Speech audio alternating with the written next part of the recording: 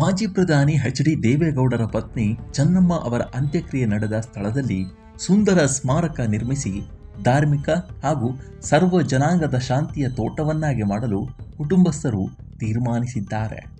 ತಾಯಿಯ ಹೆಸರನ್ನ ಚಿರಸ್ಥಾಯಿಯಾಗಿಸಲು ಪುತ್ರರಾದ ಎಚ್.ಡಿ. ಕುಮಾರಸ್ವಾಮಿ ಹಾಗೂ ಎಚ್.ಡಿ. ರೇವಣ್ಣ ಸೇರಿದಂತೆ ಇಡೀ ಕುಟುಂಬ ಸಂಕಲ್ಪ ಮಾಡಿದ್ಯಂತೆ.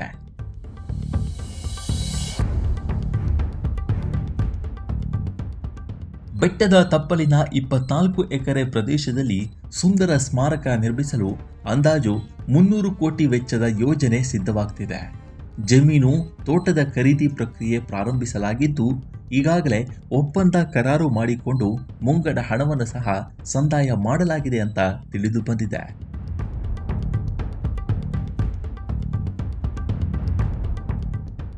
ಚೆನ್ನಮ್ಮ ಅವರು ಶನಿವಾರ ಇಹಲೋಕ ತ್ಯಜಿಸುತ್ತಿದ್ದಂತೆ ಮಾವಿನಕೆರೆ ಬೆಟ್ಟದ ತಪ್ಪಲಿನ ಜಮೀನು ಮಾಲೀಕರೊಂದಿಗೆ ರಾತ್ರೋರಾತ್ರಿ ಸಭೆ ನಡೆಸಿ ತೆಂಗು, ಅಡಕೆ ತೋಟವನ್ನು ಗುಂಟೆಗೆ 2,25,000 ರೂಪಾಯಿಗೆ ಮತ್ತು ಗದ್ದೆಗೆ 1,50,000 ರೂಪಾಯಿಯಂತೆ ದರ ನಿಗದಿಪಡಿಸಲಾಗಿದೆ ಅಂತ ರೈತರು ಹೇಳಿದ್ದಾರೆ.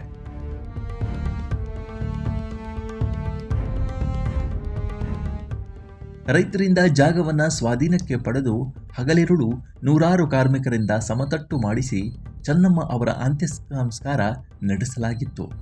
ಆ ಸ್ಥಳದಲ್ಲಿ ಕಾಂಪೌಂಡ್ ನಿರ್ಮಾಣದ ಕೆಲಸವೂ ಆಗಿದೆ. ಸ್ಮಾರಕ ನಿರ್ಮಾಣ ಸಂಬಂಧ ಪ್ರಸಿದ್ಧ ವಾಸ್ತುಶಿಲ್ಪಿಗಳಿಂದ 300 ಕೋಟಿ ವೆಚ್ಚದ ಯೋಜನೆ ಈಗಾಗಲೇ ರೂಪುಗೊಳ್ಳುತ್ತಾ ಇದೆಯಂತೆ. 11ನೇ ದಿನದ ಕಾರ್ಯದ ವೇಳೆ ಸ್ಮಾರಕ ನಿರ್ಮಾಣ ಕುರಿತಂತೆ ನಾನೇ ಪ್ರಕಟಿಸುತ್ತೇನೆ ಅಂತ ಕೇಂದ್ರ ಸಚಿವ ಎಚ್.ಡಿ. ಕುಮಾರಸ್ವಾಮಿ ತಿಳಿಸಿದ್ದಾರೆ.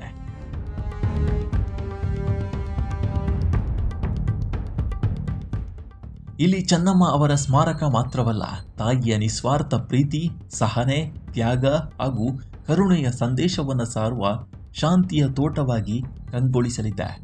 ಇಂದಿನ ಯುವ ಜನತೆಗೆ ತಂದೆ ತಾಯಿಯ ಮಹತ್ವದ ಬಗ್ಗೆ ತಿಳಿಸಲು ಹಾಗೂ ಸರ್ವ ಜನಾಂಗದವರು ಬಂದು ವೀಕ್ಷಿಸಬಹುದಾದ ಐತಿಹಾಸಿಕ ಪ್ರವಾಸಿ ಸ್ಥಳವಾಗಿ ಅಭಿವೃದ್ಧಿಪಡಿಸುವ ಕುರಿತು ಕುಟುಂಬ ತೀರ್ಮಾನಿಸಿದೆಯಂತೆ.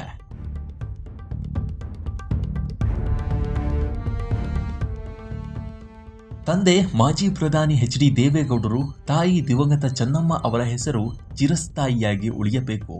ಈ ಸ್ಥಳ ಸರ್ವ ಜನಾಂಗದ ಶಾಂತಿಯ ತೋಟವಾಗಿಸಲು ಸಂಕಲ್ಪ ಮಾಡಲಾಗಿದೆ ಅಂತ ಪುತ್ರ ಎಚ್.ಡಿ. ಕುಮಾರಸ್ವಾಮಿ ತಿಳಿಸಿದ್ದಾರೆ. ಸ್ಮಾರಕ ನಿರ್ಮಾಣ ಕುರಿತಂತೆ 11ನೇ ದಿನದ ಕಾರ್ಯದಂದು ಇದಕ್ಕೆ ಸ್ಪಷ್ಟ ಚಿತ್ರಣ ಸಿಗುವ ನಿರೀಕ್ಷೆ ಇದೆ ಎಂದಿದ್ದಾರೆ.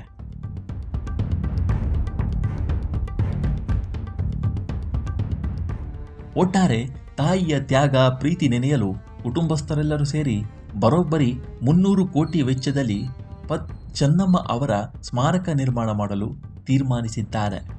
ಇದರ ಅಂತಿಮ ರೂಪುರೇಷೆ ಹಾಗೂ ಯೋಜನೆ ಬಗ್ಗೆ 11ನೇ ದಿನ ಘೋಷಣೆಯಾಗಲಿದೆಯಂತೆ. ಈ ಬಗ್ಗೆ ನಿಮ್ಮ ಅಭಿಪ್ರಾಯ ಏನು ಅನ್ನೋದನ್ನು ಕಾಮೆಂಟ್ ಮೂಲಕ ತಿಳಿಸಿ. ಈ ವಿಡಿಯೋ ಇಷ್ಟವಾದರೆ ಲೈಕ್ ಮಾಡಿ, ಶೇರ್ ಮಾಡಿ ಮತ್ತು ನಮ್ಮ NCIB ಚಾನಲನ್ನು ಈ ಕೂಡಲೇ ಸಬ್ಸ್ಕ್ರೈಬ್ ಮಾಡಿ.